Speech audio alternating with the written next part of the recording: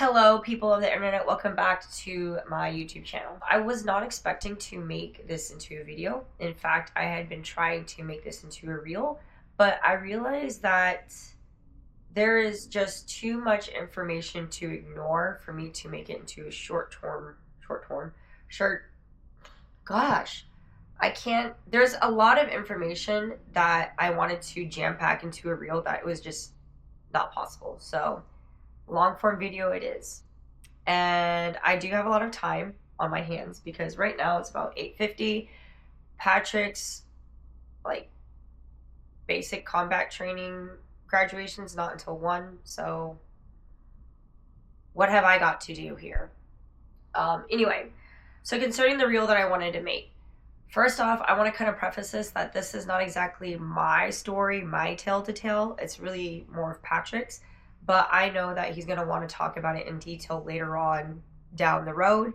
But I kind of wanted to get the topic in people's mind to kind of, it's kind of like a trailer, if that makes sense. Yesterday, Patrick had his family day. So, not quite graduation, but basically, from what I can understand in terms of the Army and the Air Force, it's basically what the Air Force would call a coining ceremony, where basically, like, congratulations, now you're a soldier. On our family time that we had, I wanted to take a picture of him in his beret and me in my campaign hat because I'm an MTI.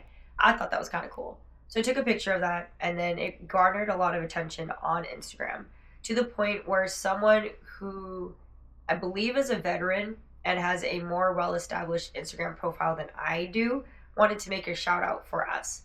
So I gave him my blessing. I said, go ahead and go for it. Did a shout out post for Patrick and I, basically congratulating Patrick for graduating Army basic training. Now, I know as far as being a creator, I've seen it from a lot of creators that I look up to say that don't even look at the comments. But, can't really help looking at the comments because you want to see if you gotta have the same reaction of like, this is good, right? But unfortunately, I didn't really see that, and I wanted to clap that so bad, but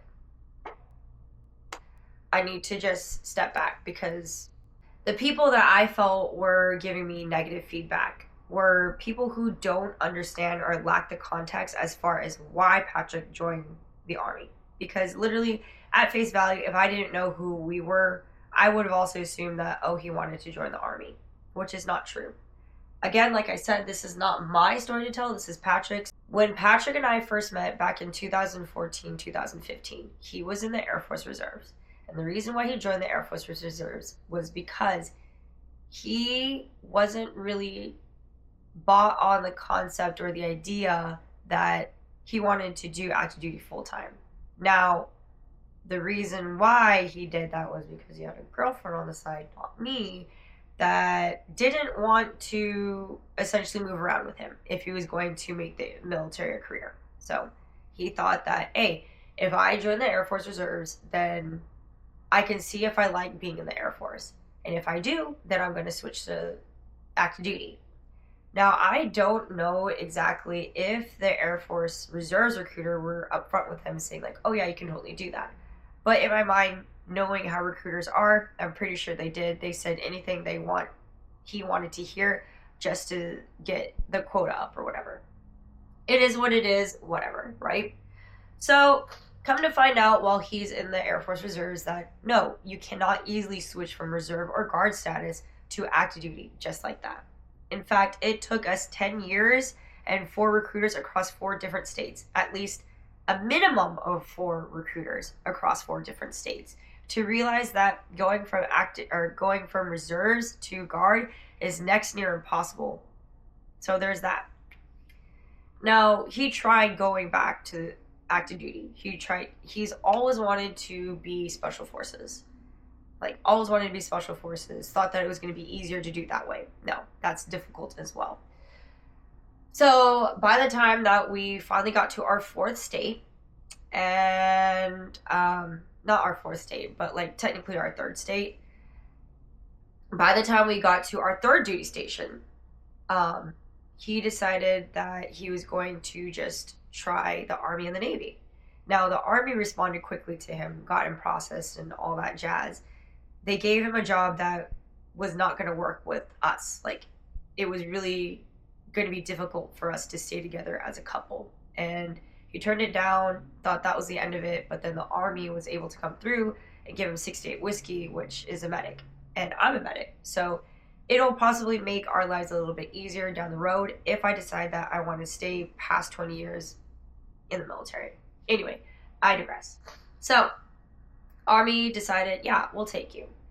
So, 10 years, for a minimum 4 recruiters later, he finally got into active duty side of the military.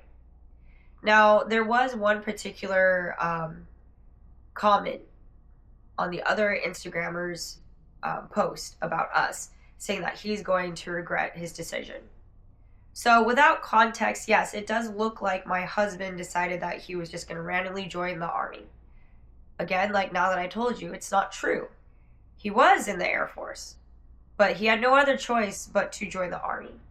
Now, as far as he's going to regret his decision or not, honestly, knowing my husband, being with him for almost 10 years, I know that if he did not act on his impulses, if he did not try to get into active duty anything, I know that he would have regretted his decision more than not acting on it, if that makes sense. He would have resented me. He would have hated himself had he not tried to get back into the military. So, is he going to hate his life? That's, who knows? We'll see. It might be, he might have a really fun time in the Army. Who knows? Honestly, it sounds like the stuff that he talks about being in the Army and being a medic sounds like the stuff that I wanted to do as an Air Force medic. So, who knows? He might be able to do all that fun stuff. But from what I can tell you now is the fact that if I didn't support my husband, if I didn't encourage him and tell him things that he wanted to do, like push him to do it and tell him it's okay for him to do this, I got this, we would still be in San Antonio and he would be hating his life right now. I just felt like I really wanted to talk about it because I'm going to be kind of emotional too because I'm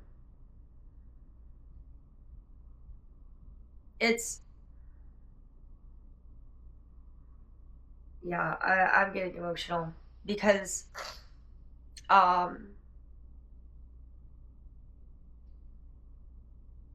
you realize being in a relationship that society has a way of looking at relationships, especially in the military. And I think that it's just simply not fair for people on the internet without context. I mean, obviously, that's the reason why, like, I tell him and I tell myself, like, you can't really get upset with people on the internet because they don't know who you are. They don't know your marriage, your dynamics, or anything like that. They don't know your story.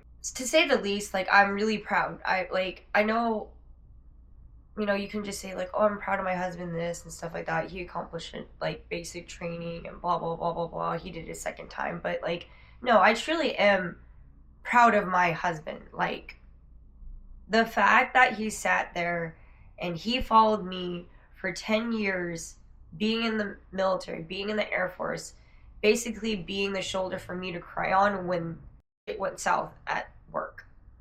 And for him to still pursue going into the military, him to stay on to his goals and spend 10 years trying to get to that goal only to get there, like, I don't know what else I can be more proud of. The fact that he literally did the damn thing. Like, and also the fact that he's in a later age, like, he could possibly be a handful of the trainees that he was going through basic training's dad. But the fact that he didn't let his age deter him, he didn't let the whole deter him or anything like that, just makes me so proud of him. Long-winded, I know.